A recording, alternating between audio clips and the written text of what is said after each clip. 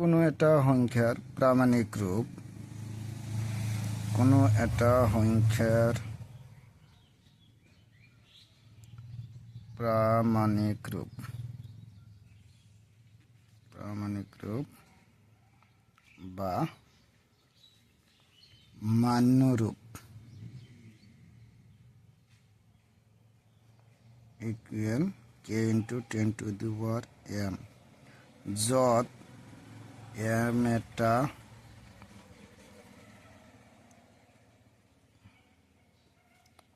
অখণ্ড সংখ্যা আৰু 1 less than equal k less than 10 এই শৰ্তটো বা এই কন্ডিশনটো বহুত ইম্পৰ্টেন্ট মেট্ৰিকত এইবাৰ কাৰণে বহুত ইম্পৰ্টেন্ট ইয়াৰ পিছত সৰ্বাংগসমূহৰ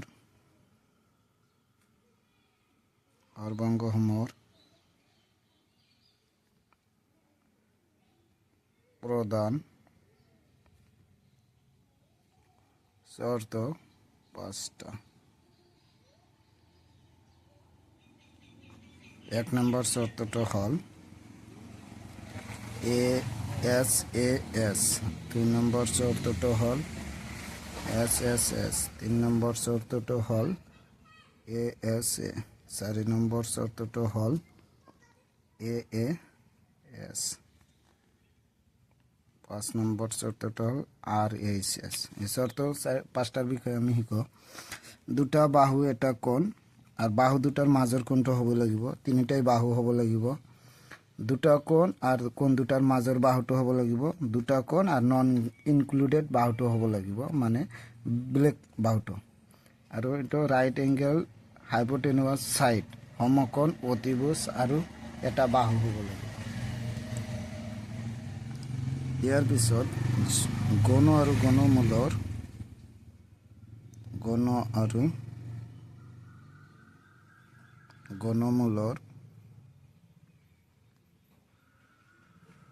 এককৰ স্থানৰ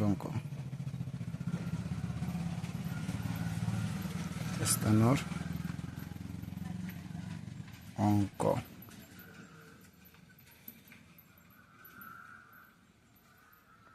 0 থাকিলে গণ বা গণমূলৰ এককৰ স্থান 0 হ'ব 1 থাকিলে 1 হ'ব 2 থাকিলে 8 হ'ব 8 থাকিলে 2 হ'ব 3 থাকিলে 7 হ'ব 7 থাকিলে 3 হ'ব 4 থাকিলে 4 হ'ব 5 থাকিলে 5 হ'ব 6 থাকিলে 6 হ'ব 7 থাকিলে তো 3 8 থাকিলে 2 আর 9 থাকিলে 9 হ'ব আৰু কি পয়েন্ট আছে যুগ্ম সংখ্যাৰ বৰ্গমূল ঘনমূল সদায় যুগ্ম আৰু অযুগ্ম সংখ্যাৰ বৰ্গমূল ঘনমূল সদায় অযুগ্মই হ'ব তাৰ পিছত সাধাৰণ উৎপাদক হয় সাধাৰণ উৎপাদকৰ মিনিংটো হল গসাগু আৰু লসাগু হৈছে লঘিষ্ঠ সাধাৰণ গুণিতক লসাগুৰ এটা উৎপাদক কি হয় গসাগু হ'ব এটা বহুত ইম্পৰ্টেন্ট পয়েন্ট লসাগুৰ একটা উৎপাদক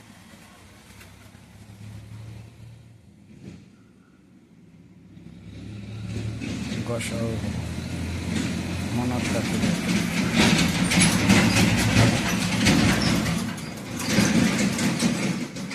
আৰু বেছি পয়েন্ট নাই এই চেপ্টাৰত এতিয়া আৰম্ভ কৰিম ক্লাস 10ৰ maths chapter revision exercise R1 1 number কোশ্চেনত কি কৈছে তলৰ সংখ্যাকেইটাৰ বৰ্গ সংখ্যাৰ এককৰ স্থানৰ অংক কি হ'ব একৰ 2 নম্বৰটা আৰম্ভ কৰিম 79ৰ এককৰ স্থানৰ অংক হৈছে 9 square equal to 81 therefore 81 এককৰ স্থান কি 1 therefore 79 বৰ্গৰ এককৰ স্থানৰ অংক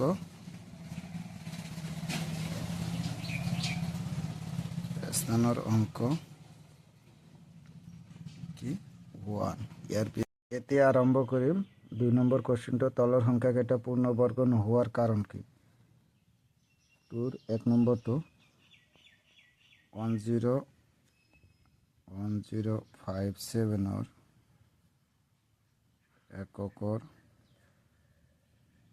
স্থানৰ অংক 7 যেটো 0 1 4 5 6 আৰু 9ৰ মাজত নাই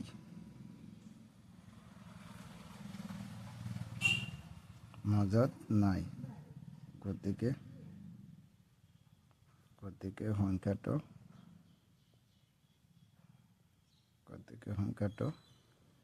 পূৰ্ণবৰ্গ সংখ্যা নহয়।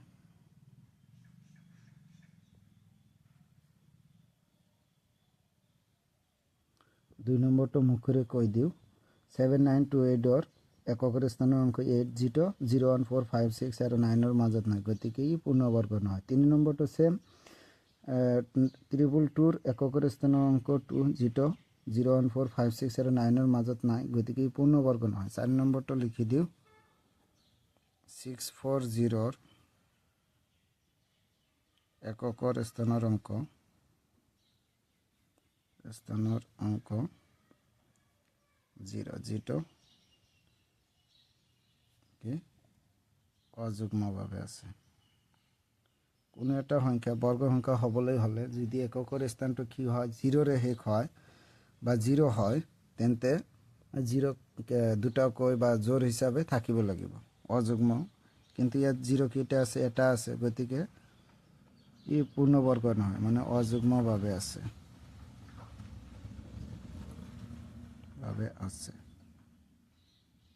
গতিকে ই পূৰ্ণবৰ্গ নহয়।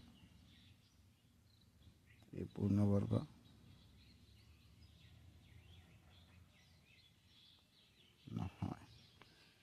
3 নম্বৰ কোৱেশ্চনটো তলৰ সংখ্যাকেইটাৰ বৰ্গ কিমান? 3 ৰ 1 19 স্কয়াৰ কৰিলে কিমান হ'ব? 19 * 19 361 আৰু বাকি কেইটা তোমালোকে কৰিবে সেম একেই নিয়ম স্কয়াৰ কৰিব লাগে মানে দুবাৰ কৰি পূৰণ কৰি যেটো হয় হেতু হৈছে বৰ্গ। এতিয়া আমি আৰম্ভ কৰিম 4 নম্বৰ কোৱেশ্চনটোত কোৱা হৈছে মৌলিক উৎপাদক বিশ্লেষণ পদ্ধতিৰে বৰ্গমূল নিৰ্ণয় কৰা। 4 ৰ 1 1766 উৎপাদক বিশ্লেষণ কৰিলে আমি পাওঁ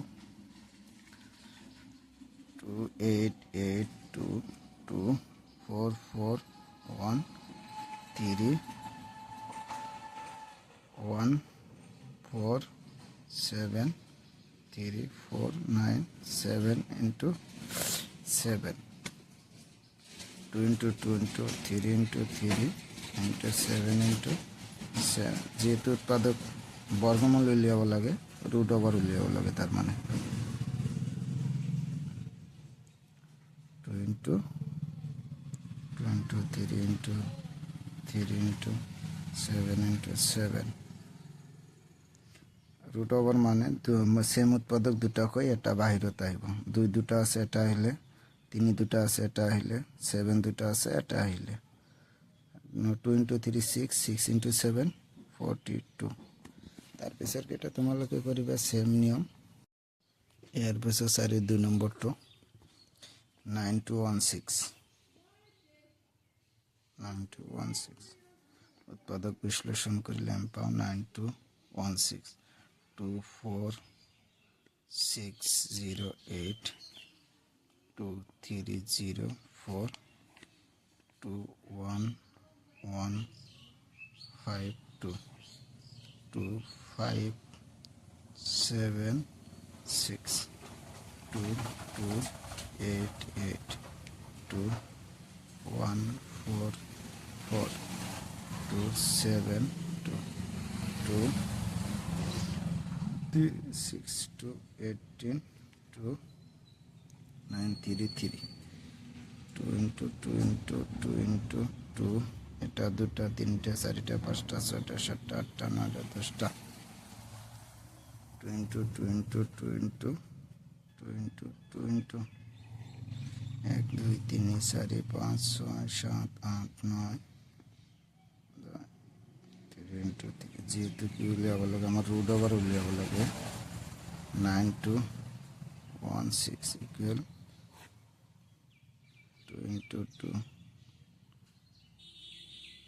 4 5 6 7 8 9 3 ইনটু 3 রুট ওভার মানে দুটা করে একটা বাড়িব দুইটা আহিব 2 10টা আছে 5টা আহিব 3 দুটা আছে এটা আহিব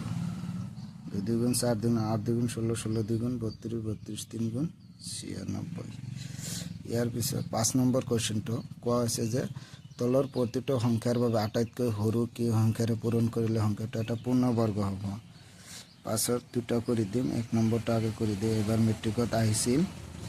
1525 মই জানো ইয়াক উৎপাদক বিশ্লেষণ কৰিলে 5 * 5 * 61 পাম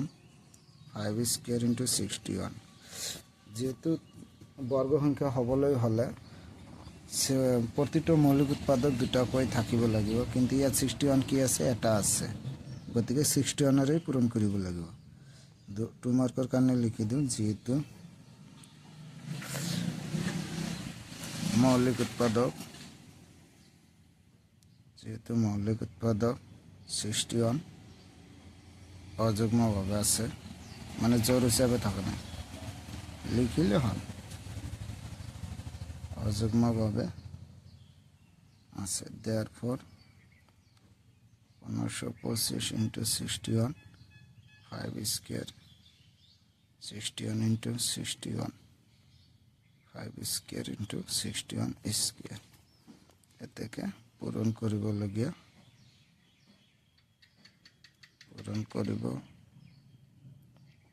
লগিয়া আটাইতকৈ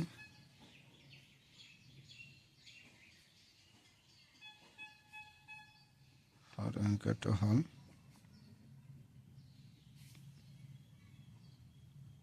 61 ৰে পূৰণ কৰিলে এটাই হয় যে উলিয়াব লগা আনসাৰ তাৰ পিছৰ 2 নম্বৰটো হৈছে 1008 ইয়াক উৎপাদক বিশ্লেষণ কৰিলে আমি পাওঁ মই জানো লিখি আছো 2 * 2 * 2 * 2 3 * 3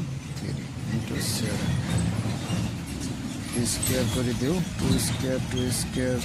স্কয়ার * 7 2 দুটা স্কয়ার 2 দুটা স্কয়ার 3 দুটা আছে স্কয়ার লিখলে 7 এটা আছে এটাই থাকে ইয়াত যেহেতু মৌলিক উৎপাদক সেম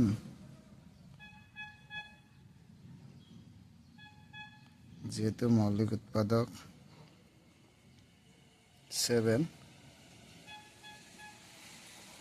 অযুগ্মভাৱে আছে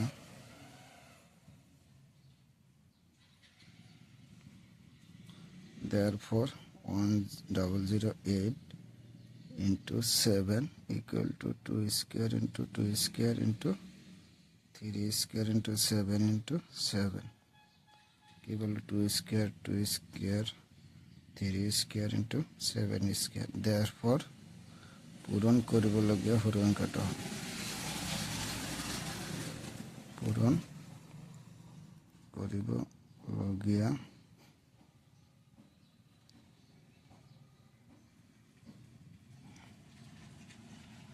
আটাইতকৈ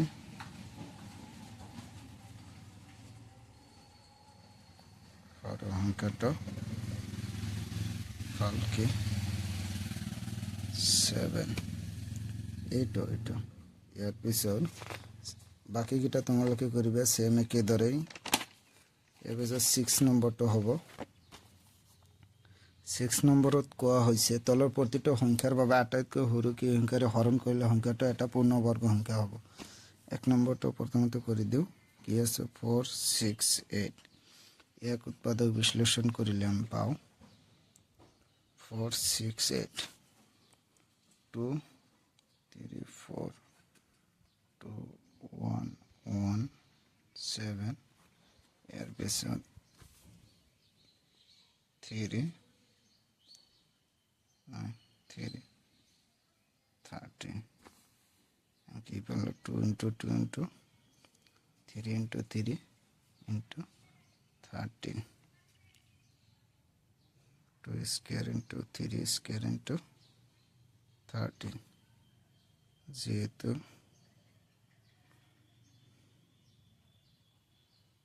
মৌলিক উৎপাদক 13 অযুগ্মভাবে আছে, ইয়াত কি কোৱা হৈছে হৰণ কৰিবলগীয়া, গতিকে আমি হৰণ চিহ্নটো দিওঁ। কোনটো উৎপাদক অযুগ্মভাৱে আছে? 13, গতিকে 13 হৰণ কৰিব লাগিব। তাৰ মানে যিটো অযুগ্মভাৱে থাকিব সেইটোৰেই হৰণ কৰিব লাগিব। ডিভাইডেড 13 মানে 13টো কি ইয়াৰ পৰা গুচাই দিব লাগে। তো 13 ডিভাইডেড বাই 13 কেঞ্চেল গ'ল, 2 স্কোয়ার ইন্টু কত 3 স্কোয়ার। প্ৰতিটো উৎপাদক কি হ'ল ইয়াত জোৰ হিচাপে থাকিল, মানে বৰ্গভাৱে থাকিল, গতিকে ই পূৰ্ণবৰ্গ হয়। এতেকে হৰণ কৰিবলগীয়া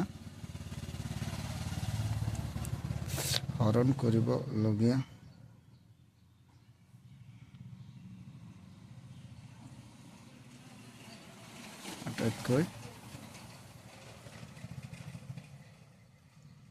সৰু সংখ্যাটো হ'ল 13। 2 নম্বৰটো কি কোৱা হৈছে? 2 নম্বৰ 1584। এক উৎপাদক বিশ্লেষণ কৰিলে আমি পাম 1584 2 7 4 2 7 9 2 2 3 9 6 2 1 9 8 2 9 9 3 3 3 3 11 2 into 2 into 3 into 3 2 side 2 into 2 into 2 3 into 3 into 11 বর্গ কৰিব লাগে 2 square into 2 square into 3 square into 11। যেহেতু কোনটো উৎপাদক ইয়াত অযুগ্মভাৱে আছে 11টো অযুগ্মভাৱে আছে, যেহেতু মৌলিক উৎপাদক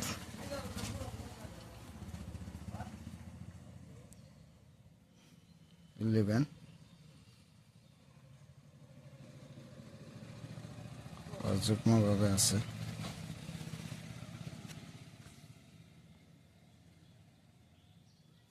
therefore হৰণ কৰিব লাগে, গতিকে আমি হৰণ চিহ্নটো দিম। কিহেৰে হৰণ কৰিব লাগিব? 11 2 square into 2 square into 3 square into 11 divided by 11 2 square into 2 square into 3 square, therefore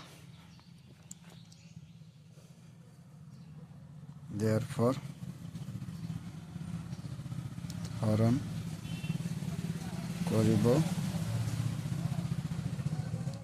কৰিবলগীয়া আটাইতকৈ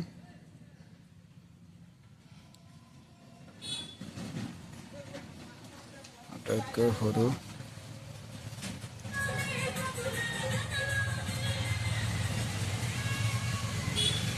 সংখ্যাটো হ'ল কিহেৰে হৰণ কৰিলে 11ৰে, গতিকে আনসাৰটো হ'ল 11।